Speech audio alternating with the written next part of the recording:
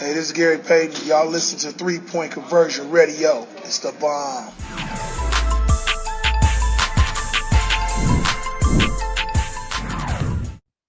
Yeah, I mean, take it over. Teamwork, make a dream work. Zach, Zach, we didn't have a chance to talk to you the other night as affiliate of, previous year decision to play through that illness. It looked like you were kind of getting through that one. First of all, how are you feeling? And second of all, kind of what went through your decision to play that night and also tonight? I mean, I just like playing. If I go out there and help the guys any way I can, I'm gonna do that. You guys know I fight through stuff, so these games are important. It means a lot to me, and I feel a lot better. How did you feel the other night? Terrible. Terrible.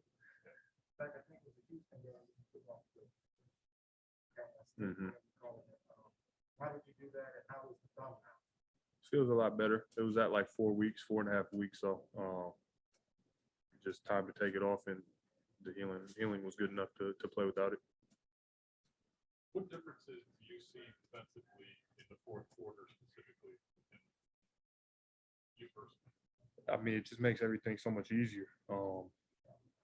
There's not all the pressure is on you. I have a bail at any time, and I think I can pick him and vice versa. But just being able to give it to him in certain areas, or just the ultimate trust of sometimes give him the ball and get out of his way, and I'll be here if you need me. What is his calming presence in his demeanor in the fourth quarter?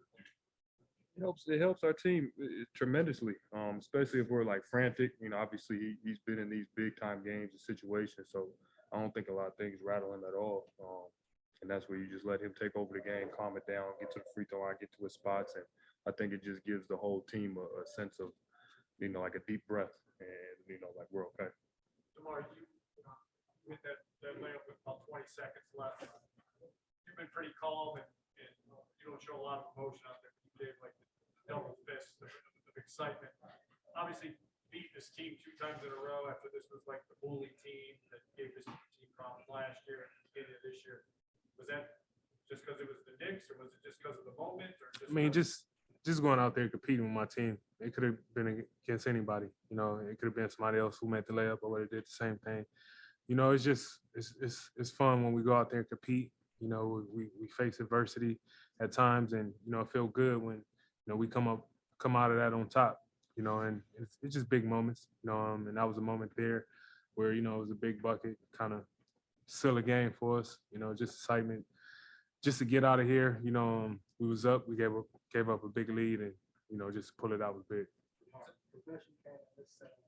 Can you just explain what makes you so good at deadly at the midnight? Like a lot.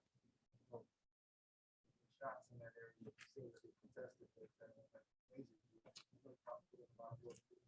Yeah. I mean, it's just repetition over and over, countless days, nights of just, being real attention to detail to how defenders guard you, whether if it's small, strong, long players, tall players. I always put a lot of that in consideration when I'm getting to a spot or when I'm getting to a move, and it's nothing but a feel for me, and I feel like I try to master that every time in the off season, and understanding my angles of getting shots off the dribble, going right, going left, off counters, off fadeaways, post up, just so much that go to it. I mean, it took years, it's nothing that happened overnight. It's just something that, I just really pay attention to the details of basketball. I'm a basketball fanatic, and, it just becomes second nature when I'm out there. Do you remember when you decided,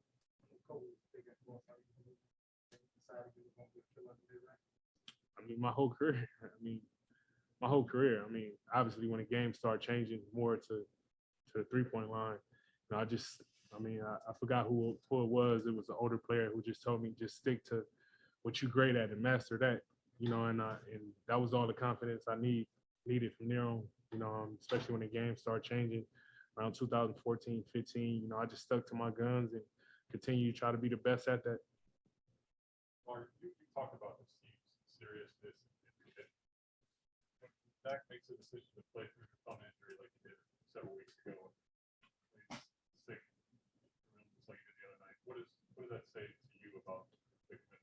I mean, as a commitment that we talked about long before we even played on the court, was just having each other back, being there for one another. And, you know, that's all I needed to hear. That's all he needed to hear from me, that, you know, as long as we can walk, we're going to be out there and try to lead this team to be as successful as we can, you know, and that was the only thing I needed to hear from day one. So when I see him do those things, it's not surprising to me. It's you know, it's something I seen through conversations and seen in his eye when we first had conversations about how we could, you know, help the team.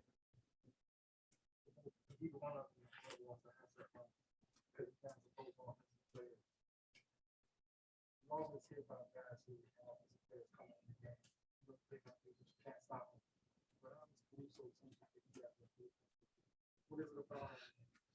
You know what it's about. You know what he's going to do, but he still comes out there and He a dog, man. He a dog. I mean, it's times we look at the stat sheet after the game and, you know, he's like 4 or 5 steals.